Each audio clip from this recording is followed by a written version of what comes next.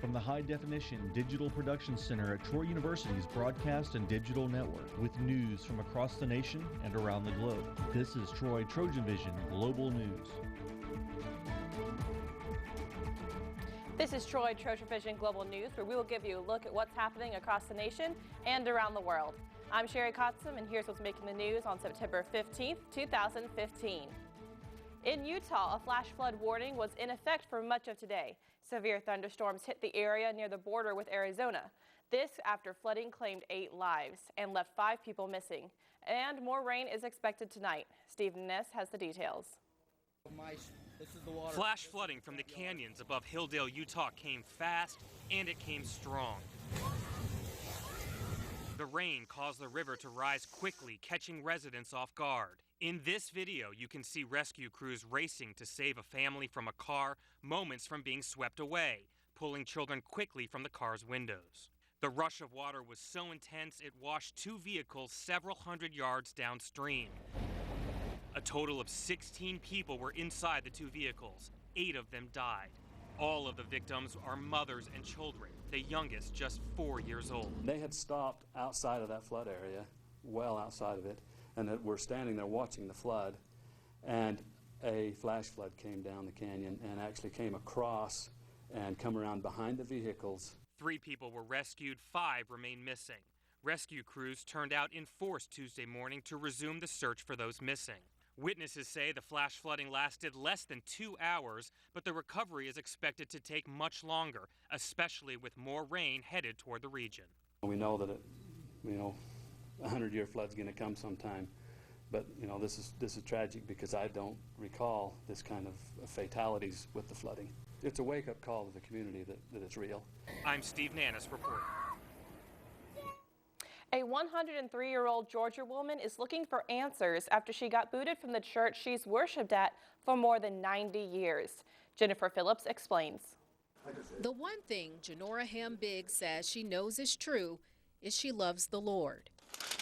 At 103 years old, she still reads her Bible daily and says lately she's had to do some extra praying. I was shocked by this certified letter she received in the mail. And it was not a good feeling. It states, by vote of the active members, any membership or associations that you had with this church are now officially revoked. The letter said we'd not come back, but we went back. Police were there. She says Union Grove Baptist Church in Elberton is the only church she's ever known. He told the police he wanted to put us out, but the police told him you can't do that. She says he is the pastor, Tim Maddox. He is a holy, sanctified minister. We are Baptists. She says he's not following the covenant of the Baptist Church and is trying to change the denomination to a holiness church. I haven't seen anything like this before. And there are former members who support her. It's not right. Ezell Land used to be a deacon there and says Janora Ham-Biggs' family founded the church. They brought it here from mule and wagons in the country. He grew up in the church too. Every time I get up, the pastor would get up and make remarks of what I sang and stuff. So I just got my hat and I left. And although Janora Ham-Biggs has left her mark at the church, the emotional scars are what hurt the most. I want to get my church straight, like it once has been. 2 massive wildfires raging in Northern California have devoured more than 100,000 acres. As tens of thousands of residents flee their homes, countless others return to the charred remains of what they used to call home. Andrew Spencer reports. A sign above a walkway in a Northern California neighborhood ravaged by fire reads, "This is where I belong." This is where we were. This is where we lived. Brandon Dawson salvages one of the only parts of his Middleton home spared by a blaze that consumed everything else. The Valley Fire, burning west of Sacramento, has left whole neighborhoods smoldering ruins, leaving behind poignant reminders of the communities that once blossomed there. At just 5% containment, the Valley Fire has burned more than 61,000 acres, destroying hundreds of homes as it threatens thousands more. Officials say the blaze claimed its first victim just after it started on Saturday. In those first frenetic hours, the Lake County Sheriff's Office was inundated with calls for help, one for an elderly disabled woman in danger. According to the caretaker for Barbara McWilliams, she didn't realize the blaze would reach her home. She's like, no, I'm fine. It's going to be fine. She didn't understand the magnitude of it. Flames engulfed McWilliams subdivision before crews could get in. East of Sacramento, another massive blaze. The Butte fire has scorched more than 71,000 acres so far, forcing roughly 11,000 people to evacuate. With the Butte and Valley fires destroying more than 500 homes so far, Governor Jerry Brown says the magnitude cannot be underestimated. We are really in a battle with nature, that nature is more powerful than we are. I'm Andrew Spencer reporting. One of Jerusalem's mosques is seeking violence for the third day in a row. We'll have that and more here on TrojanVision Global News. With news from across the nation and around the globe, Troy TrojanVision Global News will return after these messages.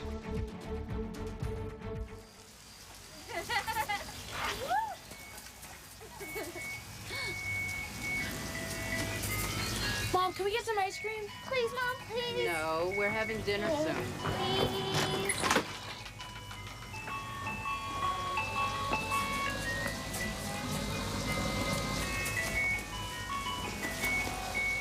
You don't have to be perfect to be a perfect parent. There are thousands of children in foster care who will take you just as you are. So they say it's a man's world? I don't see anybody's name on it. While they were doing their thing, we slowly changed all. Today, women can do anything men can do. And there's one thing we're even better at.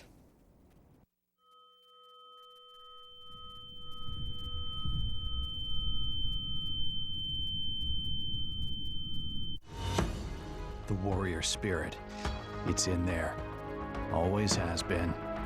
Now let it out and take the world by fire. Train well and learn what it means to be a Troy Trojan. Walk with confidence, conquer, claim territory, and climb ladders. Know that you have the power to stand alone, but the comfort of knowing that you'll never have to. Discover your inner warrior. Find it at troy.edu/spirit. When I was in foster care, I never knew when I would have to move. So I always had my suitcase ready to go. Then one day, I was adopted. My new parents opened their hearts and home to me. My parents cook my favorite breakfast for me every morning. My parents take me on trips I never thought I would go on. They gave me a home and an even better reason to use that suitcase. My parents aren't perfect, but they're perfect for me. And now, more Troy TrojanVision Global News. There's been a third day of clashes at Jerusalem's Al-Aqsa Mosque. Witnesses say Israeli police clashed with Palestinian youth who threw rocks and barricaded themselves inside the mosque. The U.S. and the UN have called for restraint at the site, revered by both Muslims and Jews who call it the Temple Mount. CNN's Orion Lieberman has more from Jerusalem. We're here at one of the gates to Al-Aqsa in the old city of Jerusalem, and you can see the police presence behind me. This is for security reasons. Police are checking IDs of people that go in, of worshipers that want to pray at Al-Aqsa, but that has very much added to the tension in the old city of Jerusalem. We saw clashes this morning, and it's the third straight day of clashes in the old city. Each day, those clashes have started in virtually the same way between Israeli police and Palestinian protesters. Police say they learned there were a number of Arab youths barricading themselves inside Al-Aqsa with fireworks and stones. Police say they moved in early in the morning to clear those out, but that sparked the clashes, and those clashes spilled out onto the streets of the old city. We saw them here, we saw them at another gate to Al-Aqsa, and that's happened here the last 3 days, adding to this growing tension here, this heightened tension in the old city. Now, it is the Jewish New Year, and we've learned from police that along with tourists, there have been a number of Jews going up to pray at Al-Aqsa. Muslims view that as a provocation, and that is what set off this flashpoint. That is what set off this tension here and led to these clashes. Palestinian leaders have called it, quote, an attack, as police have moved into Al-Aqsa, one of the holiest sites in the world for Muslims, known as Al-Haram al-Sharif, the noble sanctuary, and the holiest site in the world for Jews, the Temple Mount. And that gets at the sensitivity of this and the sensitivity, the tension of these clashes. Once again, let's take a look behind me here. You can see police You can see, standing here, you can feel the tension of what's happening here as police are checking all the IDs, restricting access. Again, a third straight day here. The question, will this happen again tomorrow? If not, how soon will it happen again? Oren Lieberman, CNN, Jerusalem.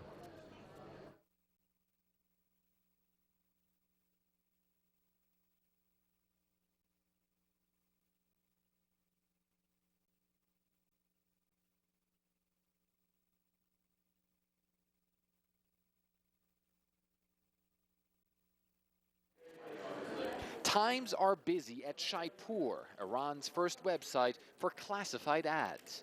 The firm says the amount of users increased 15-fold in just the past year. CEO and founder Reza Arbabian says since the nuclear agreement, many potential investors have been calling. Everyone is young, or close to 60% of the population is below 30 years old or around 30 years old. And it's young people are tech savvy. They like to learn new things and adopt to the new technologies. So because of all these things, it makes a very attractive market. Economic optimism is gripping Iran these days. While its fledgling tech firms are looking for startup funding, more traditional industries like the automakers are badly in need of investment to modernize their production lines. And its financial sector is waiting for foreign capital to come in. The going still pretty slow at the Tehran Stock Exchange. As you can see, the trading floor is somewhat old school here, and so far since the nuclear agreement, Iran's stock exchange has actually declined considerably, but financial analysts believe that in the long run, sanctions relief will do a lot to boost Iran's financial sector. With massive oil and gas reserves, a well-educated population, and a market with more than 80 million consumers, Iran seems poised for big economic growth once sanctions are lifted. The question is how fast that growth will materialize, says Ramin Rabi'i of the investment firm Turquoise Partners.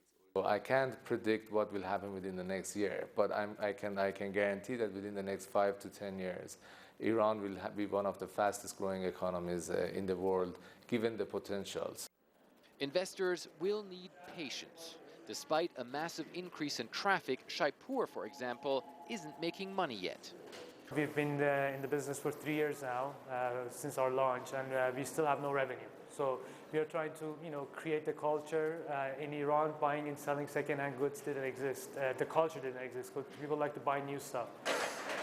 A lot of pioneering work is necessary to bring Iran's economy up to speed, and the hope that the momentum brought on by the nuclear agreement won't be reversed. Fred Pleiken, CNN, Tehran. The landscape of British politics changed dramatically over the weekend as left-wing candidate Jeremy Corbyn became the new leader of the opposition Labour Party. And he has been busy naming his new team, including a left-wing ally as his finance spokesperson. CNN's Max Foster has more. Britain's political establishment is still reeling from Jeremy Corbyn's landslide victory in the Labour Party leadership election. It was a broad and resounding win for this outsider and gave him a strong mandate to lead. On Monday, he named his top team, including his close friend and left-wing ally John McDonnell as Shadow Chancellor or Finance Minister. Corbyn's already been criticised within Labour, though, for failing to appoint any women to senior positions. But next, everyone is waiting to hear about his plans for policy. His views are well known. Greece's left-wing Syriza party praised Mr Corbyn for his active profile in anti-austerity politics. But will he commit to ending austerity and printing money to pay for extra spending? He's anti-war, so will he ensure Labour goes against any vote on airstrikes in Syria? He's also Eurosceptic, so will he campaign for Britain to leave the European Union in an upcoming referendum? These would be divisive moves even within his own party, and he needs the Labour Party to unite under his new leadership. Front bench politics is about compromise, and that's a new challenge for Corbyn, who's known for his outspoken and uncompromising views from the backbenchers. Max Foster, CNN London. Googling your health symptoms may cause you more harm than good. More on that after the break. With news from across the nation and around the globe, TrojanVision Global News will return after these messages. Okay, so what would you bring to my company? What do you need? I need problem-solving skills. I got through high school without a car, a phone, or a computer. No college degree, though. Not yet, but life's taught me a lot, and I'm ready for more. Well, you're not the typical kind of candidate that I hire. But you are exactly what I'm looking for. Your company could be missing out on the candidates it needs most. Learn how to find a great pool of untapped talent at gradsoflife.org. For over 70 years, Smokey Bear has asked you to use fire responsibly. Fire is due to an unattended campfire. Go time. Here's how you can stay on the front lines of preventing wildfires. Always watch your campfire before leaving. Drown it, stir it, drown it again, and feel that the fire is out cold. Oh, bullseye! And you won't need a visit from these guys. Copy that. You can be Smokey's wingman when enjoying nature and prevent wildfires. Visit SmokeyBear.com for more fire prevention tips. Why is Connor having trouble focusing in school? Having trouble finding Connor's middle school? Would you like directions? No, why is Connor having trouble focusing in school? Finding lowest airfare to Istanbul. No, I'm tired of fighting with him over homework. Home, walk, restaurant. Need a review? No, I need help. He's very smart, but his mind wanders. He's disorganized. I think I understand. Oh, good. French fries. Finding best potatoes. No! Russet. Fingerling. Yukon Bowl. Why don't you understand me? Sorry, I was trying to show how Connor feels every day. Frustrating, isn't it? Redirecting to understood.org.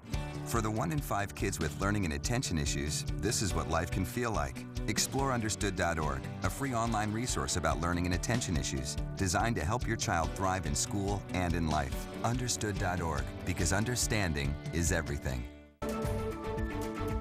And now, more Troy TrojanVision Global News.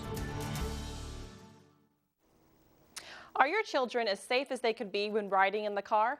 That is the question federal transportation agencies and safety organizations want parents to ask themselves this week. During National Child Passenger Safety Week, Karen Kafa has a checklist for parents, plus a look at where to get help if they need it in today's Consumers Watch. When small children are belted into their car seats, it's often assumed they are as safe as possible. But 2014 saw more than 6 million car seats recalled in the U.S. for a safety defect. And the National Highway Transportation Safety Administration says fewer than half of those car seats actually received the repair they needed. That's a point that NHTSA and other child safety advocates are highlighting this week, which they've tagged as National Child Passenger Safety Week. They encourage parents to fill out the product registration card that comes with a new car seat. Without it, manufacturers may lack the information to get in touch with those parents when an item is recalled. In addition to those information cards, parents can also register a car seat online at the government website safercar.gov/parents. All that's needed is the model number and date of manufacture for a car seat. Also crucial to keeping small passengers safe, making sure seats are properly installed in the back seat. While this week will bring hundreds of clinics across the country with certified child passenger safety technicians, it's actually a service offered year-round. For locations, look to safekids.org. For Consumer Watch, I'm Karen Kafa. We've all done it. You start to feel sick and run to the computer to enter your symptoms and see what might be wrong. But in today's Health Minute, Holly Furfer tells us that might not help you and can actually hurt you. An ache, a pain, a sore throat. Years ago, those symptoms may have sent you to the doctor. Today, with so much information on the internet, it's hard not to get online and self-diagnose. But doctors warn that may not help. I went on a symptom checker and put in dizziness, and at least 10 or 15 diagnoses came up, and many of these diagnoses were somewhere as simple as an earache to as severe as a heart attack. In fact, a study out of Harvard University found when patients check symptoms online for the average illness, about 66% of the time, the first diagnosis was wrong. Even though the study also said in 80% of emergency situations, symptom checkers correctly advise the patient to seek immediate medical care. And I think if someone self-diagnosed themselves, they may stay home, and by the time they really decide to come to the hospital, it may be too late, and they may suffer some dire consequences. For today's Health Minute, I'm Holly Furfer. Concerns about a U.S. rate hike have dented confidence for stock markets in the Arabian Gulf. Major indices in the region tumbled Monday. The Dubai market fell more than 1.5%. John Tefteros explains what's driving stocks there. It's a scene unique to the trading floors of the Arabian Peninsula. Investors sporting traditional white thobes and the formal headdress. The pace is not frantic, but in this uncertain climate, the prayer beads are active. While Dubai is a full 8 hours ahead of Wall Street, what the Federal Reserve does with interest rates will ripple right through the Middle East. People, they are watching closely what's going on with the Federal Reserve toward the dollar and how it will impact on them directly. Regional markets are being squeezed from the west by U.S. interest rate uncertainty and from the east by China's slowdown. But it's the better than $60 fall in oil prices causing the most damage. In fact, many of the regional markets remain in bear market territory. With oil prices tumbling, excess capital is drying up. Residential real estate prices in Dubai have tumbled 9% in the past year, according to HSBC. Today we see it at 40. Sure, it will affect us in the coming period, maybe in the coming 2-3 quarters. We'll see the effect on spending on the infrastructure, spending on the all kind of projects. These markets just started to open up to the outside world when the tide began to turn. The MSCI upgraded both the UAE and Qatar to emerging market status. At one point, the Dubai market was up 200% in an 18-month window. But those heady days seem something from the distant past. So on top of the MSCI inclusion, which was a major factor for the market, we had the announcement from Dubai, and you know they will organize the Expo 2020 equity market, the local equity market, with trading very close from the lows of 08-09 following the crisis, and the valuations were dirty cheap, if I can say that. Unlike Russia or some of the Southeast Asian markets which have been hit by currency devaluations, the Gulf states are tightly linked to the U.S. dollar. This provides some stability, but certainly no buffer against the bear markets. John Tefteros, CNN, Dubai. Soon, Tupac won't be the only dead singer come alive in a holographic form. That's next on TrojanVision Global News.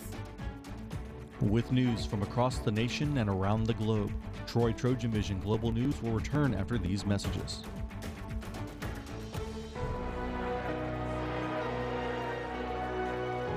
This is Dr. Daniel Smith.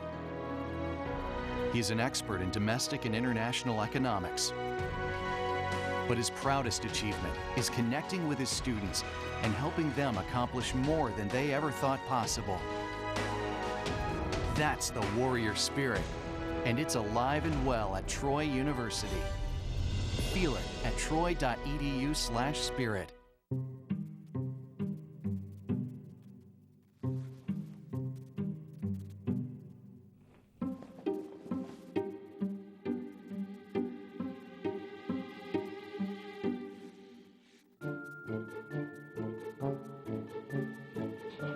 The smallest moments can have the biggest impact on a child's life.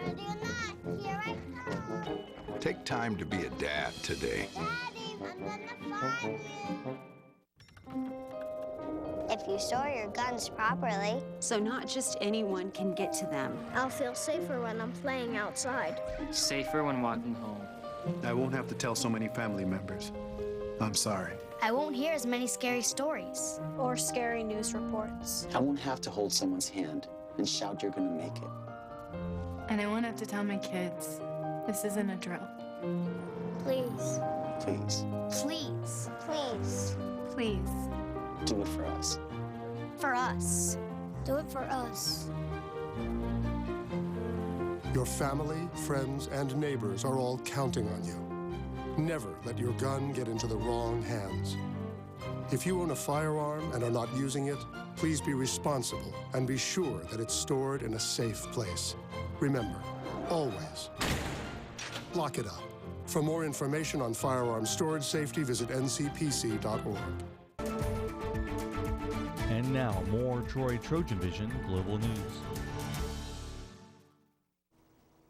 The Governor has a new gig, and it has something to do with the Republican race for president. Plus, Disney is developing a classic that may have you sing along in the theaters.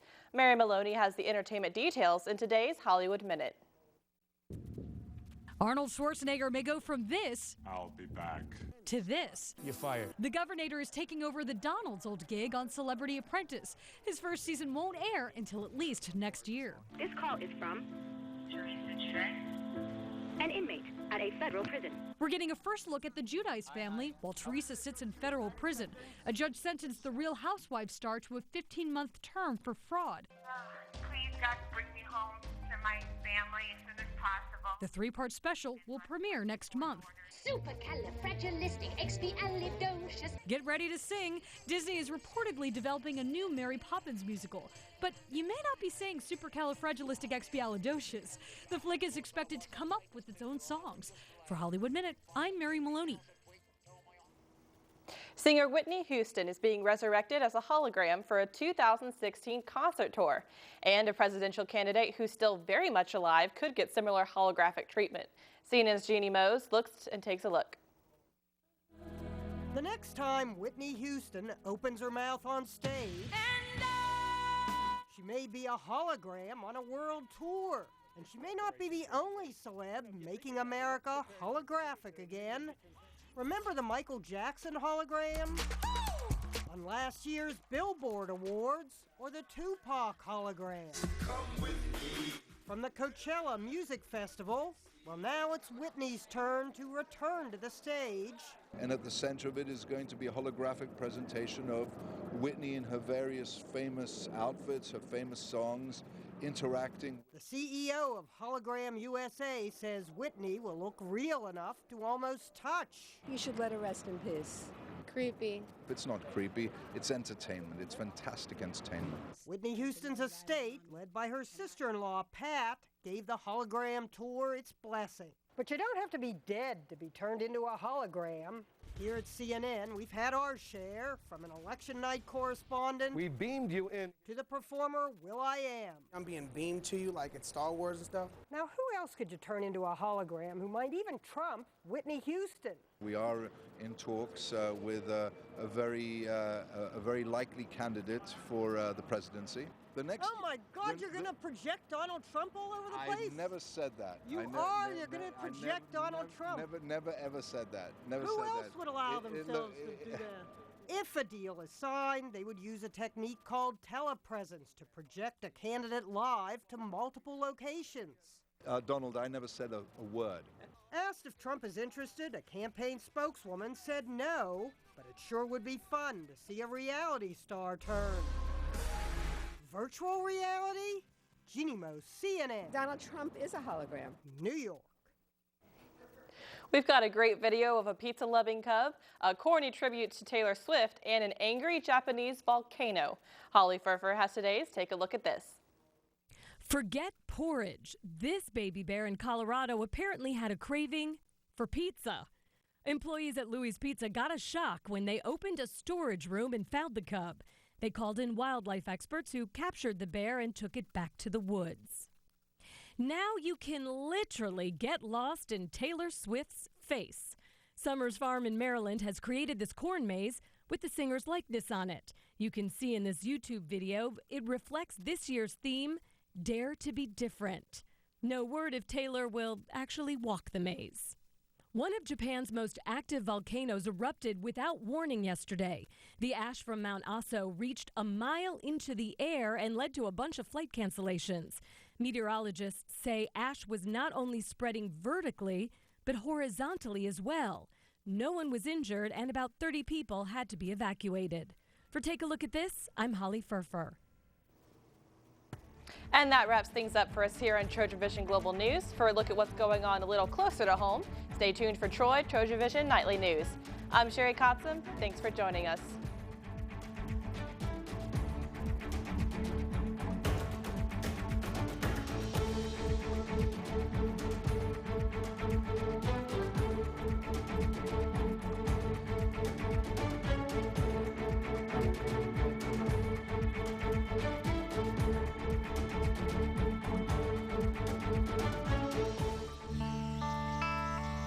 This is the moment I knew his future had no boundaries. There are some moments only the forest can inspire. Find yours at discovertheforest.org.